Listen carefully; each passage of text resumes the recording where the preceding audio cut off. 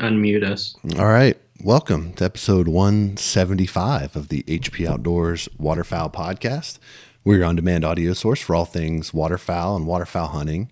You can check us out over at hpoutdoors.com, on all of our social media platforms Facebook, Instagram, Twitter, and any podcast directories where quality podcast content can be found. Joining me tonight, as he always does, Dan Harushka. What's up, buddy? Dude, I'm feeling like I should have taken more teaching classes in college since that's what I'm doing now. I don't know how much you're doing on your end, but my oh my, there are a lot of assignments, and Yeah. especially with two girls in different classes, which I think coming up we'll probably put them in the same class because the amount of homework for kindergartners is kind of crazy. So moving forward, we'll keep them together, and then all the Zoom calls on top of that. Even Dawson in preschool, they have one, and then the girls each have one for their class. So it's packed, man. It's tough to do, tough Yeah. to get stuff done when you're not doing anything. Definitely some homeschooling going on for sure, and it's a struggle. But yeah, it's a weird time, and it's a challenge, but we're getting through it best we can. We don't have three, obviously, but we're doing the best we can. And this week on the show, we're doing something for the first time, something new, and we are broadcasting live in the listeners group. So if you're on Facebook and you're in our listeners group, you'd be able to see this. And we're going to be doing a more interactive style show now. So basically, how this works is we can broadcast into the group, and you can post a comment or a question or chime in on the discussion that we're having. And we can post that comment onto our screen so that the viewers of this show can see that as well.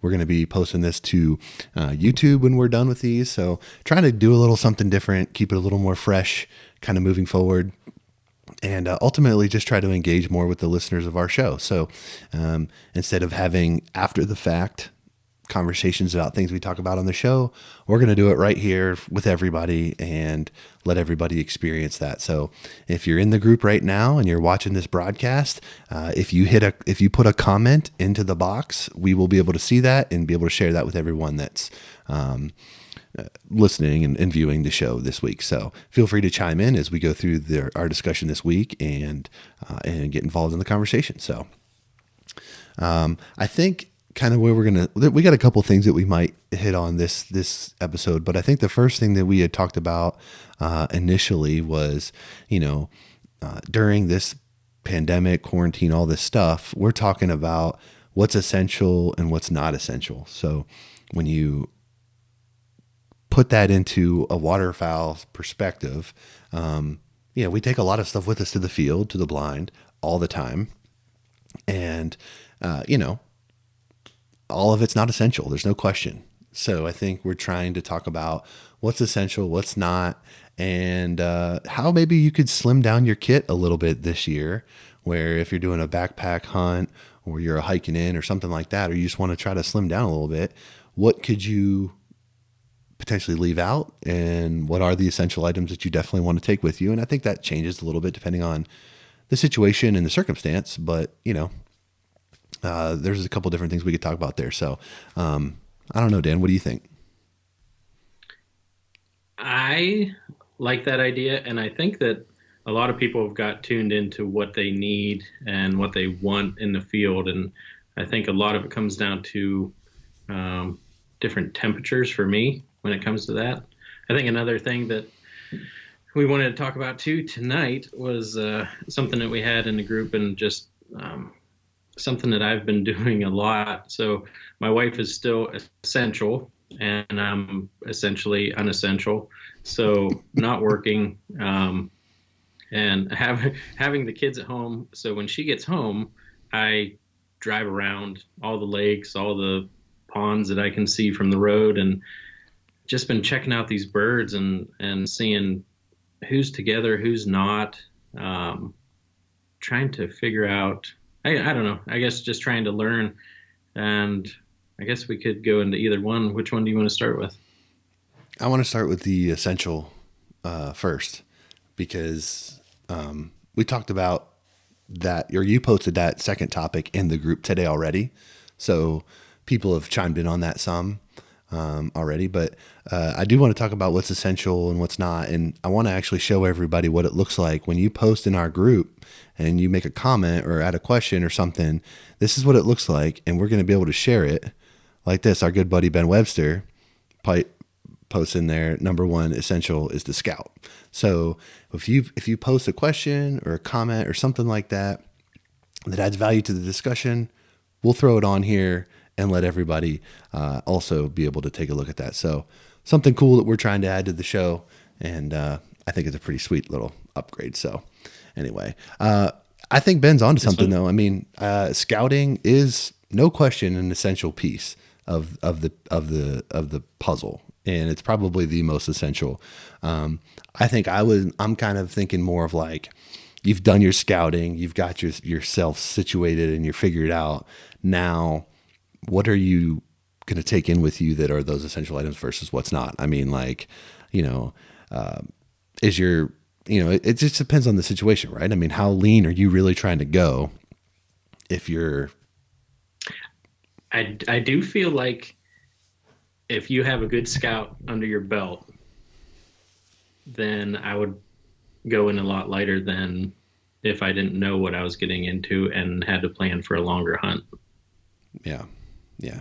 I mean, I'm thinking like, if I'm actually going to strip it down where I'm only taking what I believe to be essential, like it's going to be a light backpack hike in. Like if I can drive my truck or we got a trailer in the field, like this is not a conversation we need to have. This is like you're hunting some super backwater public ground that you're humping into or whatever, right? I mean, this is where decisions need to be made and you got to figure out, what am I going to do? Like, how am I going to make this work? Right. Right. All right, I'll start it off, and Send it. this goes for about every hunt, and I would say except Canada because I didn't know what I was getting into up there. But where we hunt here, I always have way too much ammo. Way too much. Probably 2 boxes too much. Wow. Yeah. Yeah. I've thought about that a good bit too. And we were thinking about when we talked about this. I often carry too much ammo, I think, but I've had one hunt in my life where I actually ran out of ammo. Like I wish I would have had more that I didn't have. One time in my entire life. And I Talk vowed. about it. Well, so we were, it was it was a late season diver hunt and we had a bunch of guys, like 5 or 6 dudes. And we were on a situation where the lake had some ice on it and we had a spot that was open and it just, birds were just piling in, but it was fast shooting. And I think I took 2 boxes of shells with me that day. And I don't know what everyone else had, but we definitely were, just it was hot and heavy. It's like sharing shells, just grab what you can get, whatever. And I definitely shot through 2 boxes, either whether it was all myself or with other people. But I used everything that I had. So I had to like, bum off others and stuff like that. When you're talking 6 guys, everybody shot their 6. So, there's a lot of missing and all that stuff going on too. Cause it's just whatever. But, yeah, so ammo it's essential, but I think to your point, knowing like what kind of hunt you're getting ready to get into, right? Like if you're getting into a Right. snow goose smash, like that's not something that you want to skimp on. But if you're doing back country or backwoods PA mallard / wood duck smash, you're only going to kill a handful of birds, so probably could scale it down a little bit. Yeah, depending on that. I like some the one that Dylan. Why don't you bring that one onto the screen there? Just don't even acknowledge my chat. There you go. No, I liked it. It's very true. Dylan Faulkner, a first aid kit is essential, at least some gauze and bandages in case things get dicey. I like that one. Definitely agree with that. Always have something in there of the sort, and especially if you're hunting with a dog too, some kind of gauze and tape, just because you don't know what you're going to get into. Yeah, I mean, safety first, right? We always talk about that. And I think Dylan nails it. You got to have, maybe you don't have the full lineup of your first aid kit, but you definitely need to have something. And I would say something to take care of massive blood loss for you, a hunting partner, or your dog. Like those are the kind of the essential things that I would say need to be covered in that situation. Yep. And I think, always aspirin if you're hunting with older people. You never know if they're going to have some chest pain and what you're going to get into there. So I have some of that with me all the time as well. I like that. And going on with that one, the first aid kit, um, one thing that I have found that is not essential because I have it covered would be a knife. And it's because I always have a multi-tool with me. So that multi-tool, when you're talking about, your first aid kit needing to cut anything, um, I always have like a duct tape or some kind of thicker tape with me. Not usually the sporting tape, but a duct tape. But the multi-tool has your scissors, has everything else that you need, any kind of screwdrivers that you might need to fix something with. So that kind of, the knife, it might be in my pocket, but I've taken that out of my blind bag for the most part. Yeah, I don't take any kind of tape or anything like that with me as far as essential. I mean, I'm looking at like if something malfunctions with my gun in that scenario, like my hunt's over.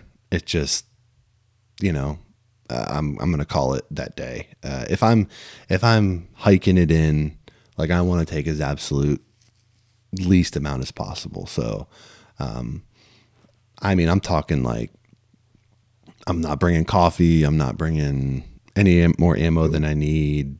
Any of that kind of stuff. That's just my thoughts on that. I don't know.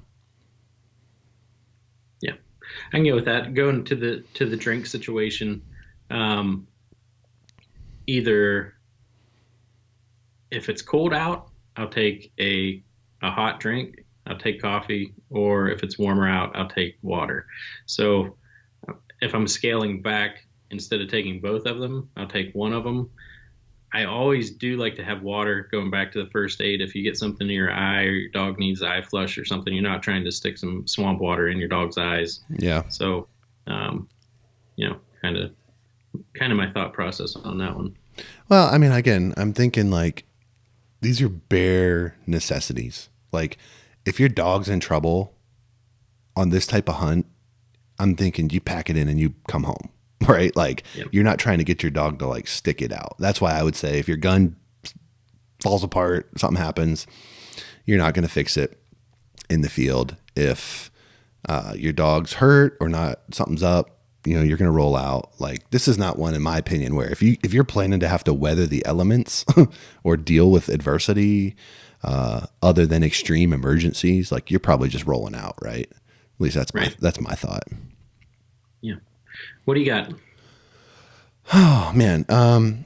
I mean, I do think that first aid kit is critical. The right amount of ammo is very important. I think. I think you're gonna laugh at this, but I think toilet paper is a necessity. Someone had posted that. Let me find it here. Let's see here. Blake. Yep, Blake. Boom. I mean, He was one of the first one. Toilet papers. yeah, he knows what's up. I mean, that's a critical deal right there. And I mean, we've all been there, right? You get yourself back there and it's an emergency. You got to be able to deal with that.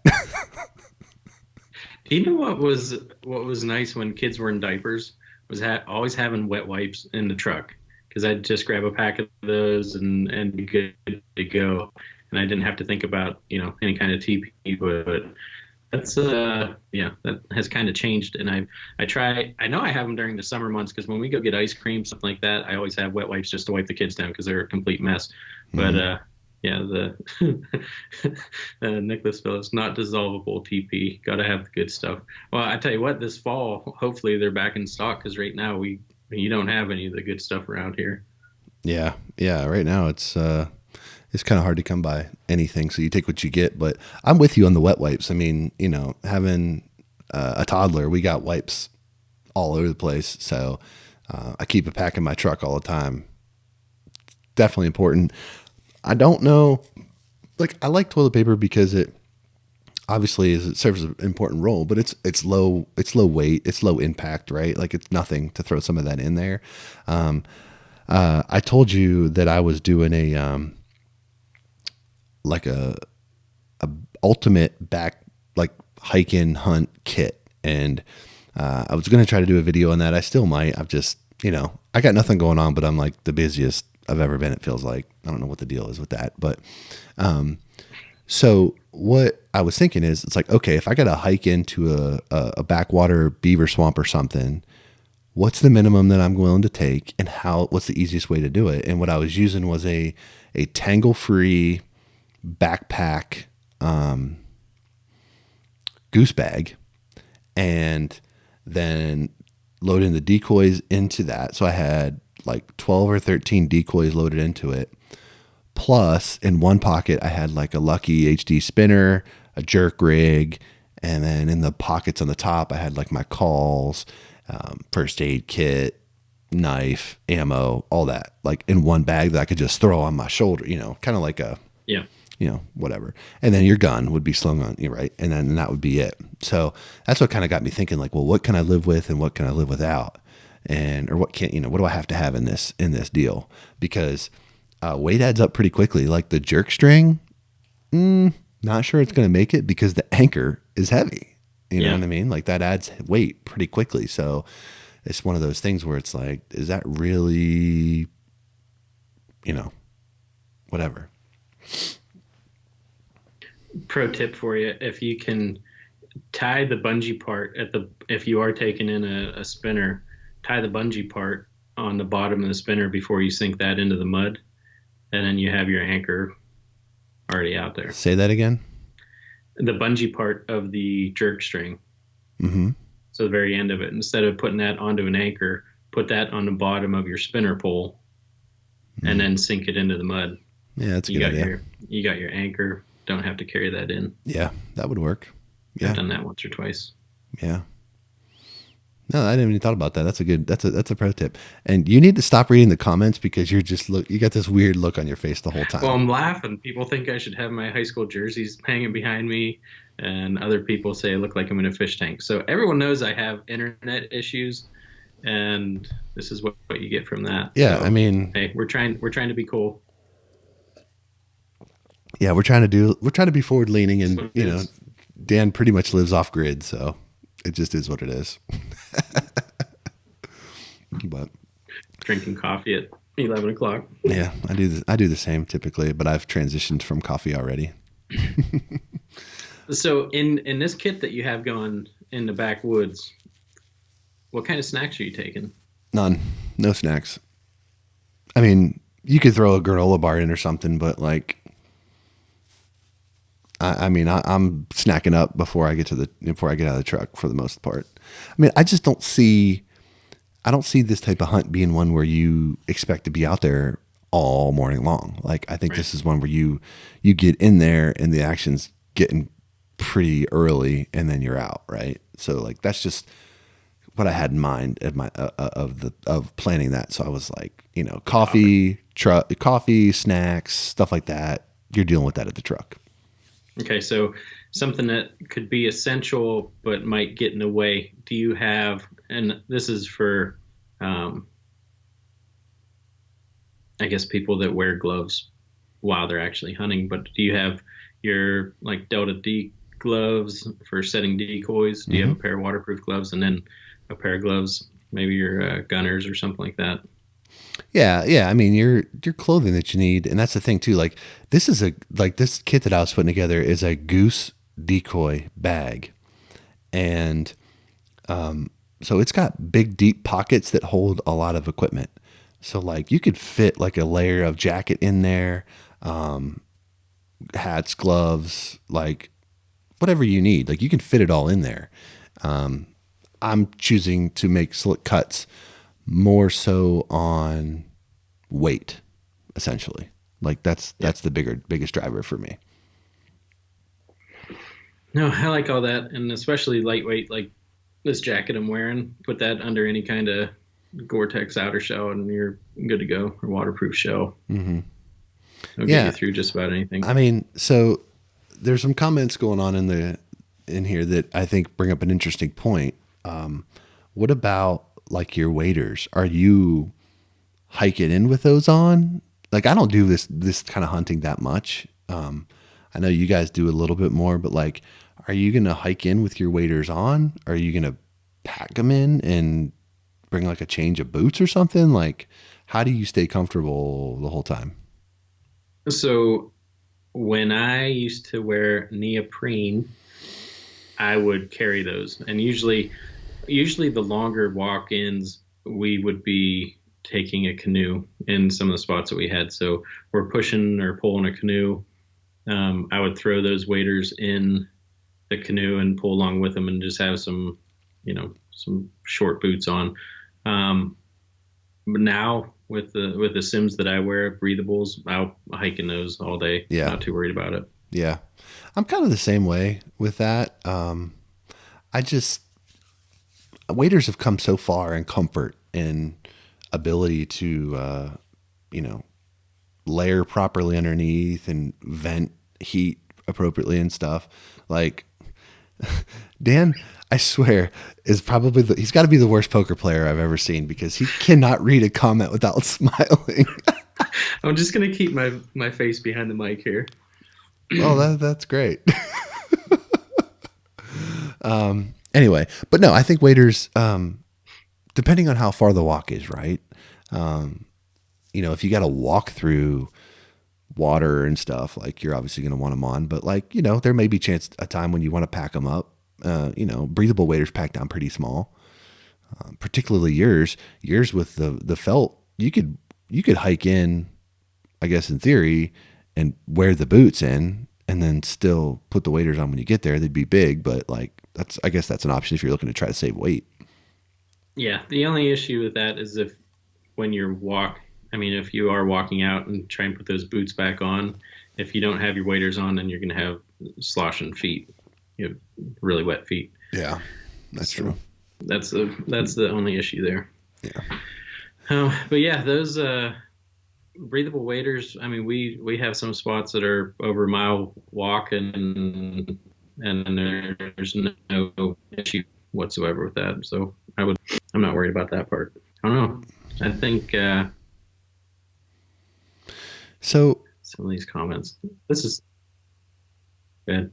I was going to ask you, what is your opinion on necessity of decoy amounts? Because I was using I'm basing this on the lifetime decoys, pulling the weights out of the keels. I got 13 packed in there. They're super lightweight, but every decoy has a weight on it, so like that adds to it, all that stuff. So what do you think? I mean, I know you like small spreads. Yeah, there's no. If I'm on those hike-ins, we're maximum 20 decoys. So if it's, I see you laughing. I that's a good one. I got to bring this onto the screen. This is funny.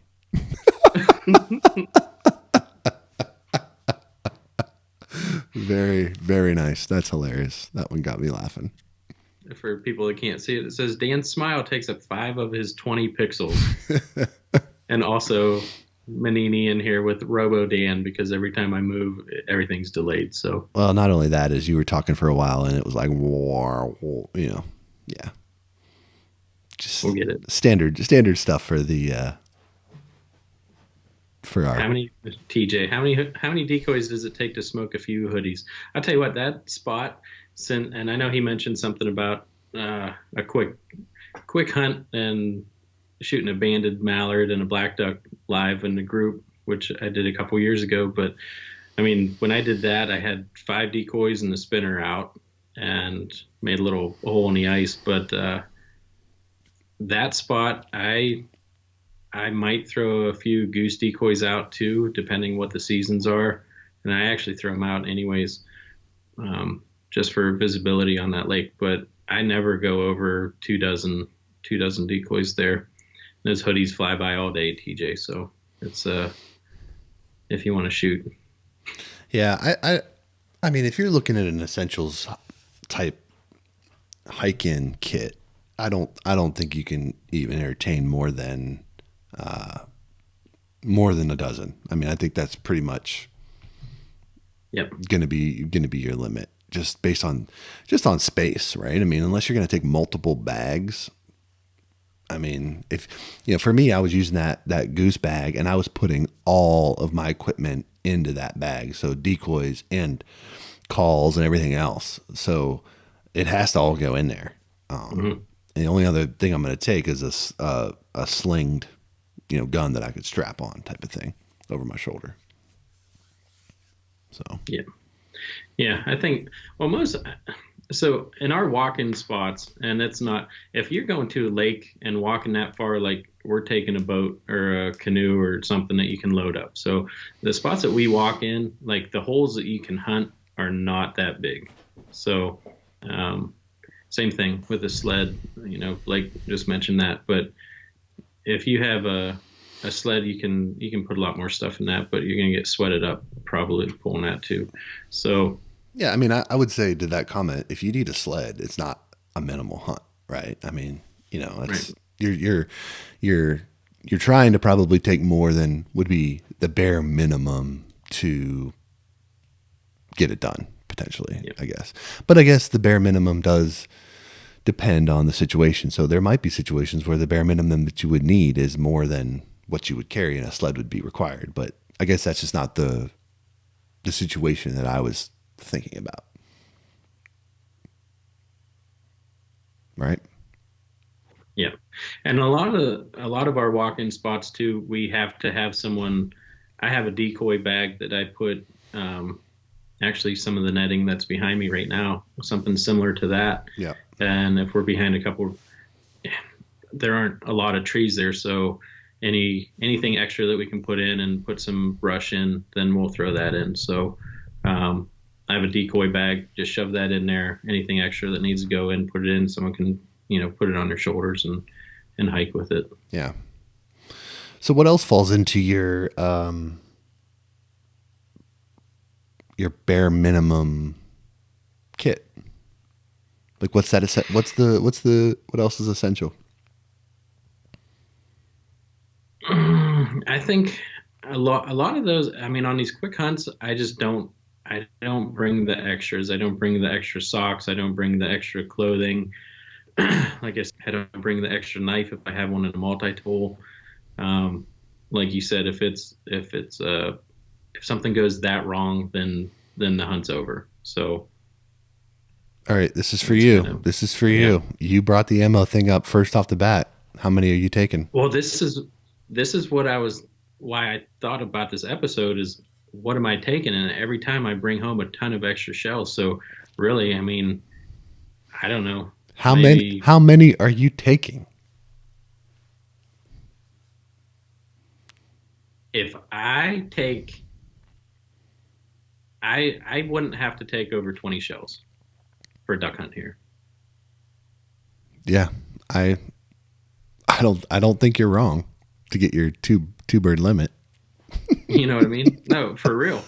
Yeah. So, and I mean that's so if I'm loaded up in an auto loader, if we have six groups of birds come in, that's a great day Hmm. here. I was gonna say I've not been on a PA hunt outside of maybe a goose hunt or two where I would need more than 20 shells. That's gonna get it done Yep. most days. Yep. You know what I mean? That's just gonna. Unless you have guys that show up and say, "I forgot my shells," then you're scrambling to help people. Yeah, yeah, that's true. So, one message there, Kenny Crawl, a headlamp and extra batteries. Um, I I don't bring extra batteries, but I always do have an extra headlamp with me. I think that's kind of a necessity. Yeah, I don't ever bring an extra one with me, and I definitely and I don't bring extra batteries. I'm just maybe. I mean, I guess if I was like going a mile back into the woods or something, I might. But I guess I always just sort of chalk my cell phone up to the extra battery, just so like or extra light. Like if I had to, I could use that to get out. So, but it's a good point. I mean, I got the new what was that light you posted? There was a headlamp on that you posted a while back that was like an Amazon purchase. Yeah, Yeah, it's like I picked it up. It works good. it's bright. It I is actually bright. lost mine. I think when I was out in Kansas filming, I think Ben took mine. That would make sense. He had one, but I think he took mine too. Yeah. I haven't been able to find it after that. It works good. I mean, it's bright, rechargeable. It's solid. Yeah, and it comes with extra batteries. It does. It comes with two sets of extras, so you could. It takes two batteries, so it comes with six, I think. Yeah, So yeah. I might have to post that up again yeah, because that was a good one, The- and also purchase it. yeah, it was good. I'm very pleased with that purchase. It's super bright. I mean, it's like big league bright. Yep. So No, good stuff.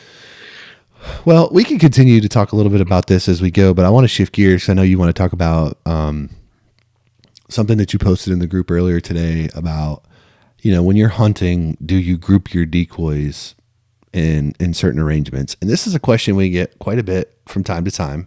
It comes up, and I think this is something that like a lot of new guys don't maybe understand fully. And a lot of this is kind of learned through experience, right? So what works for someone in Pennsylvania might be different from someone that's in Kansas or wherever. So I think we got some good responses earlier in the group, but I think we can both share our experiences, and then maybe some folks that are listening live or whatever can chime in, and we can get some of their opinions here for this episode too. So Yeah, what made me think about that, like I was mentioning, I drive all around and through the reserve and look at all these different ponds, and the one pond is just filled with, you have your mallards, um, gadwall, widgeon, and then you go up and there's actually spoonies in there too, which it's where I had my tire issues before. But the other one's just filled with divers, and they weren't mixed at all. And I was like,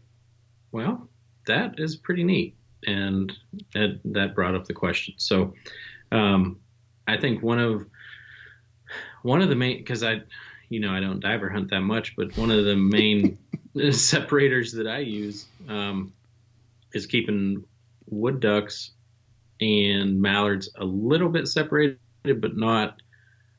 I don't get that worried about them, and especially with the teal. Like if we throw a few teal out, they're mixed into. But I always kind of keep them in two separate groups. yeah, honestly, for puddle type ducks, I've never worried about it. I just throw them out. I mean, I see them mixed in together, scouting them. So I think teal to an extent stay a little bit to themselves, but I feel like it's mostly. I got a booger on my nose. Is what somebody's saying. I think most of it is the teal come in earlier, and I see them more on their own when I'm scouting earlier. But for puddle ducks, wood ducks, mallards, teal, pintail, I just throw it all together. I really haven't had any issue finishing ducks with them all mixed in. Divers, on the other hand, I do mix up a little bit and keep some to their side. Mainly, many people in the group this morning or earlier today mentioned this. Golden eyes definitely keep to themselves. And in my experience, buffleheads. I finished way more bufflehead in my spreads because I keep a section of them off to the side downwind. Like I keep a pocket of buffleheads there, and I also keep geese down there. That's the two that I've seen that I've needed to keep separate to be able to finish them better. I find that kind of crazy, and just the amount of when they're not that high off the water, Mm-hmm. and they can determine what duck is what duck on a decoy. Like how good is your eyesight if you're flying in that quick? You see white on a bufflehead, and they kind of stay to their same, and the golden eyes, and then bluebills are kind of your main attractor. So just kudos to the Yeah, I mean it's not like I keep Ducks, I them. guess, for being able to pick that out. It's not like I keep them really far away. It's like, you know, I just won't intermix the buffleheads all within the spread. I'll put a group of 6 or 8 buffleheads like in a little pocket off of like a long line, for an example. Hmm. And I mean, they just they finish and they like when they come in, do they go feet down right into that little group of buffleheads? Like it's Yeah. crazy. Like it just is. You know, they just do it. It works really well. And then, I mentioned this, but I keep my geese downwind of the line because, in my experience, geese do not like to finish over top of the ducks. So I always run my lines up a little further, put the geese downwind of an area where they're killable. Because in my experience, they don't typically finish over top of the ducks, and they will short land that into that area. So it's worked well for me.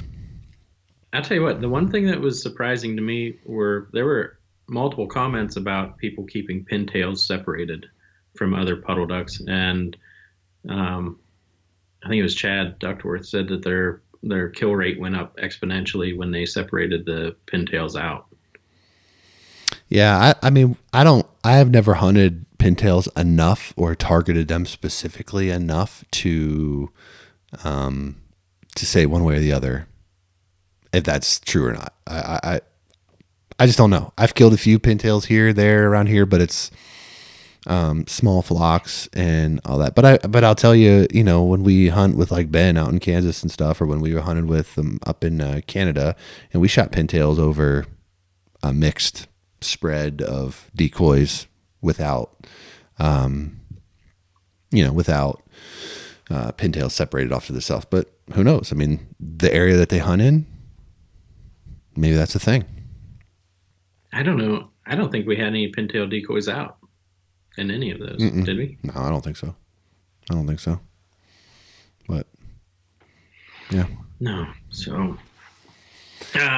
Wade Skeen was saying that he's seen some blue winged teal fully plumed, and that was one thing that I saw up here, and definitely a beautiful bird when it when it's fully plumed out. You don't see those very much. So definitely, I love driving around in the spring and just seeing the birds look and how they are supposed to look. So the wood ducks. I got that beaver pond right down from my house, and wood ducks, and it's actually full of hooded mergansers. Like yeah, they are all over the place. And dude. then there's a bunch of nesting geese in there too. I'll tell you, man. I mean, hooded mergansers are the most common duck that I see, like all year long. Like I see them things everywhere. Like Hmm. it's just what I see around here. It's like it's weird. But yeah, I'd like it to be more mallards and wood ducks, but hooded mergansers are what we seem to have an abundance of in the area. At least in areas where you would expect to see like puddle ducks. Um, it's weird. I'd like to know more about, I guess, sea ducks because I haven't even, well, besides going up in Maine, but that's all we put out. Um, but like when you harlequin hunt, like what's the spread look like? Is it all Harley decoys? Hmm. I don't know. I mean, when we went out to Maryland and we hunted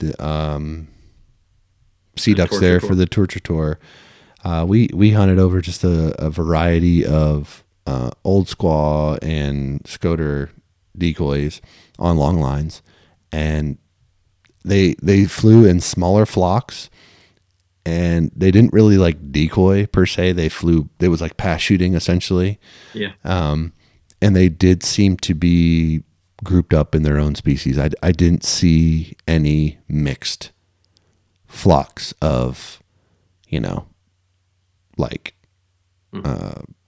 old squaw mixed in with scoters. I didn't see that.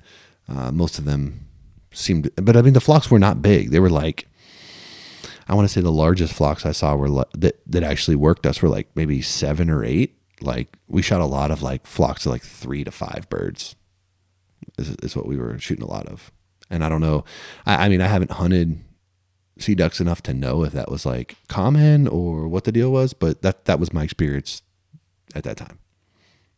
So I saw Kenny comment before, and I know that he kills Harlequin quite a bit. So glad to see him chime in. He said Harlequin love to decoy to anything while they're not very smart.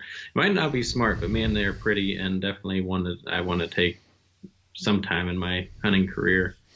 Yeah, it definitely would be a cool hunt. Definitely bucket list. Um, and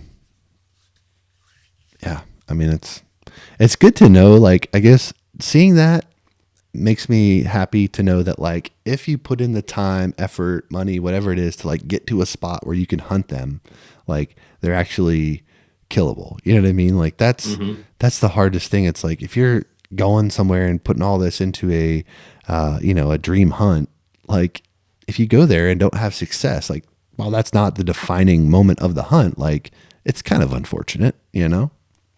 Hey, bring in that message from Brady Tibbetts. I'll let you answer that one. I What your can't thoughts are? I can't. It won't let me. Doesn't appear that he oh. I don't know. It appears that Brady has some kind of like thing going on here, so I can't bring that in. But Okay. It says, I see a ton of birds in the spring I never see during season. Do birds take a different route back north, or do they just pass over during winter migration to where you never see them? and he made a post again where it's a little better. He's Indiana, is where he's coming from. So Okay. You so want to what? have it that one? Go ahead. You read it. I'll What do tell you you think? what, I've never shot a spoonie and I see them here all spring long. I've shot a couple blue wing, but not, we don't have an early season for them, so not checking them out too much. But I think a lot of them pass through, just different times during winter migration. Because there are some that, I know people that do kill spoonies here, um, but just the amount of gadwall that I see in the springtime is not even close to what I see in the fall. So I assume that it's just, north winds just push them right through. Yeah, And that's kind of where I lean on it too. Like I wonder if they because of the migration coming from the north are just in different like they're in shape, like they're ready to make that migration. Like do they just stop less frequent? Do they hit, like certain areas like and maybe they just stop different areas on the way back because there's less pressure, right? I mean, they're not being forced into not these. being bumped or shot at or Yeah, I mean, anything. they don't have to search out like a refuge area or get shot. You know what I mean? They've got more freedom to explore other areas and have a more stress free migration. So Yep. yeah, I don't know. I don't know. It's all good stuff. I like this format just to get the other opinions and people answering questions. I think this is pretty neat. Yeah, I agree. I I agree. It's pretty think it's neat. a good adjustment. I wish I had better internet so I didn't look like Robo Dan here, but is what it is. Yeah, your internet sucks. There's no way around it. But I think maybe I think in the future we can try to promote when we're going to be doing this a little better so that if people want to get online and interact with us, they can do that. We just did this kind of spur of the moment thing, just sort of as a test. So hopefully the audio is good enough and everything's good to go, and we can use that um, for our future format. We can just roll with this maybe moving forward. We'll see. Yep. And I think it will. Another thing that'll be cool doing it this way is that we can, when we have guests on, we can bring them with us, and people can have direct conversations and questions with people, like the Bartons of the world, and guys that we have on, John Devney, that have just like tons of information that we can talk to. Um, you know, Awesome opportunity to get questions answered for people that are watching at Yep. home. So, Yes, sir. you got anything else you want to hit before we wrap this episode up? I don't think so, man. It was good. Definitely makes me think about my blind bag and what I want to put in and take out, and as with all the crap going on in the world, and I just like talking about stuff I enjoy. So good chat. Yeah.